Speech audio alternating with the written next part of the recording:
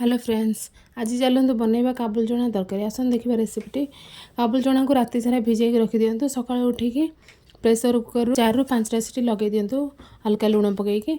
रसुण पियाज को हल्का तेल पकईकि भाजी नियंतु, टेस्ट बढ़ी जाओ तरकारी। टमाटर भी पकई दिंतु, से ग्राइंडिंग कर नियंतु मसलाटा को। ये चाहपत्ती मु कर रखी चाहार पानी। तापर कढ़ई गोटा नहीं अल्प तेल पकईकि तादरे जीरा सोरिष फुटैकी जो मसला बाटी रखी ताको पकई गोले नेबा भल भाव। मसलाटा जारला पर्यंत घोड़े ताको गोले चलेबा।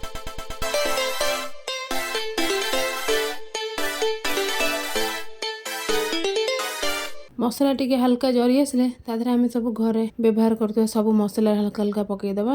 हलदी, लंका गुंड, धनिया गुंड, मेथी पाउडर, चिकेन मसला स्वाद अनुसार लुण पकई गोली नहीं जा भल भाव। मसला जरला पर्यंत स्लो फ्लेम रे आम कषे नहीं जा मसला को।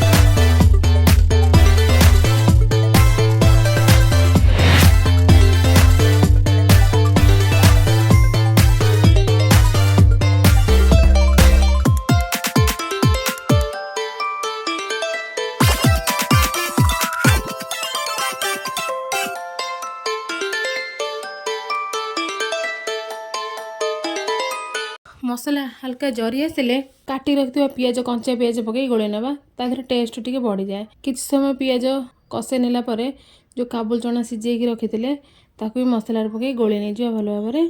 मसलाटा फुटी आसिले चाहपत्ती करी रखिथिले चाहार पानी ता पत्ती बाहर करी खाली पानी के आमे काबुल चना रे पकई देबा। पकई गोले नहीं जा भल भाव। तरकारी को फुटिया पे छाड़ी देबा घोड़े देकी।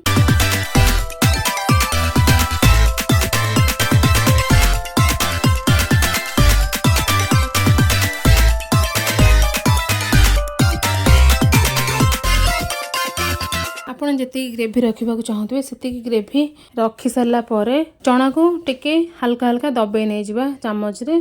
चना टिके टिके फाटी गले तार टेस्ट अलग हो।